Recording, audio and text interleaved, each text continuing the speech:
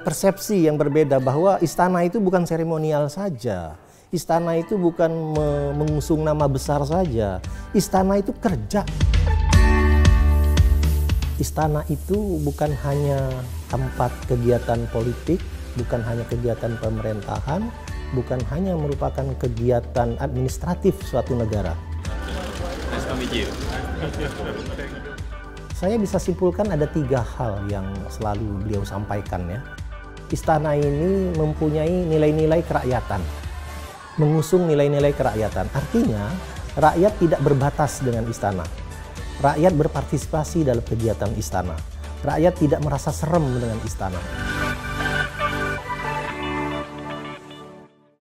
Bertempat di Galeri Nasional Indonesia, Presiden Republik sesuai dengan prinsip umum Bapak Presiden tadi, merakyat.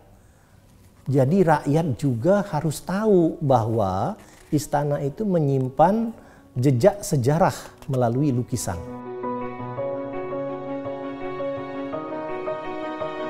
Pameran lukisan di Gedung Galeri Nasional sebelum 17 Agustus bulan lalu. Antara 1 Agustus sampai 31 Agustus, 1 bulan. Pameran-pameran di sana kita tampilkan lukisan-lukisan yang ada di istana, koleksi istana. Dengan rakyat melihat bahwa ada lukisan istana yang dipamerkan, rakyat menjadi tahu bahwa ternyata istana itu bukan hanya gedung pemerintahan, bukan hanya gedung atau kantor administratif negara, tetapi juga menyimpan jejak sejarah melalui lukisan. Rakyat jadi paham.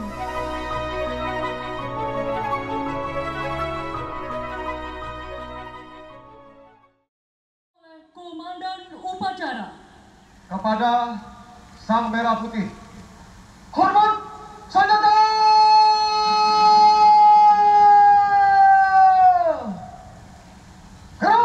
Pada waktu 17 Agustus, dua kali kita zaman Pak Jokowi sudah melakukan 17 Agustus, kita ubah. Esensi merakyatnya kita refleksikan ke dalam undangan. Dulu undangan itu lebih banyak pejabat. Pejabatnya 70%, rakyat 30% saja. Nah, zaman Pak Jokowi dengan kita menerjemahkan merakyat tadi, kita balik. 70% rakyat, 30% pejabat. Jadi dengan demikian rakyat lebih banyak terlibat di dalam kegiatan istana.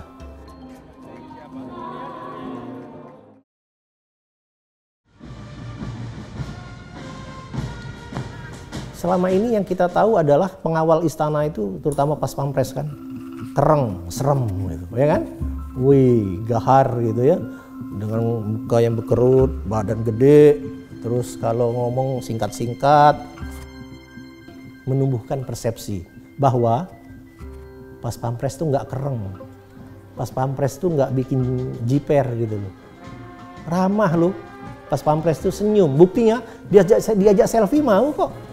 Itu kita terjemahkan melalui acara, ya kita sebut acara pergantian security guard ini di istana, Palace Guard.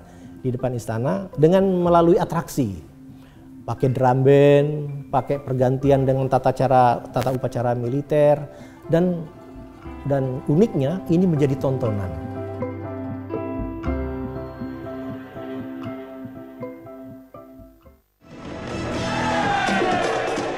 Nah, yang kedua beliau suka bilang begini, kalau kita mengadakan kegiatan di istana, coba usahakan sedapat mungkin istana ini membangun ruang budaya untuk publik di lingkungan istana.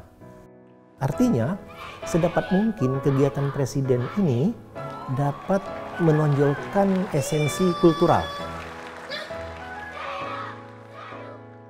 17 Agustus kita pakai untuk menampilkan budaya Indonesia. Kalau dilihat ya tarian-tariannya.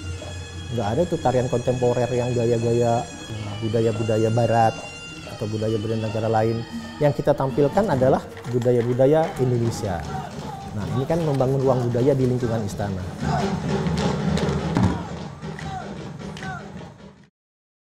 Dulu kalau tamu asing diterima di tangga istana saja. Presiden kadang-kadang di depan pintu, kadang-kadang di tangga Istana Merdeka, salaman, datang, terus masuk, ngobrol, dan meeting bilateral. Kalau sekarang enggak. Kita arak mulai dari Monas. Ada iring-iringan.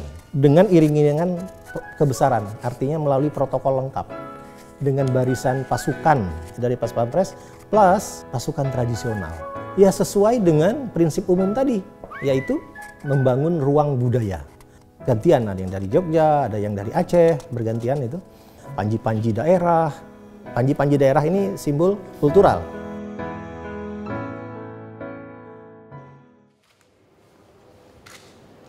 Lapor penerimaan Sang Merah Putih dan naskah proklamasi siap. Kita dengan segala kegiatannya itu tadi, yang merakyat, yang membangun ruang budaya, yang paling penting adalah bermartabat. Bermartabat ini yang menjaga harkat, kehormatan dari istana itu sendiri. Manifestasikan dalam bentuk prosesi bendera pusaka. Ini hal baru di dalam pemerintahan Pak Jokowi. Dengan mengibarkan bendera pusaka pada saat 17 Agustus 45, kita berikan penghormatan selayaknya, penghormatan kebesaran. Bendera itu diperlakukan secara khidmat, secara bermartabat. Kembali kan ke prinsip umum tadi, bendera itu kita arak dengan kereta kencana. Kereta kencana itu adalah simbol kebesaran dari aspek kerajaan. Kita itu nggak punya ya cara penyambutan tamu yang secara pribadi, yang ngomongnya ngomong pribadi. Kita belum ada ya yang cara seperti itu, yang khas, yang ikonik menurut dalam ukuran Indonesia. Pak Jokowi menyampaikan itu. Kita mengusulkan judulnya itu, gimana kalau kita sebut veranda talk, Pak. Dalam bahasa Indonesia, veranda talk itu kita terjemahkan bincang beranda. Nah, berbincang di beranda. Tapi tidak semua kepala negara yang tamu negara diajak ke veranda talk. Veranda talk itu sesuai dengan seleksi dari Bapak Presiden sendiri. Nah, kalau di veranda talk itu mencerminkan ada isu yang penting yang ingin disampaikan, ada masalah yang sangat strategis, atau ada kedekatan pribadi. Jadi ngobrolnya lebih intim untuk menciptakan intimate conversation. Pelantikan gubernur kan dulu seremonial sekali tuh. Bagaimana kita mengangkat martabat dari gubernur-gubernur tadi. Bahwa di istana mereka diterima presiden, kemudian diarak dengan musik kebesaran. Nah, inilah yang disebut mengangkat martabat.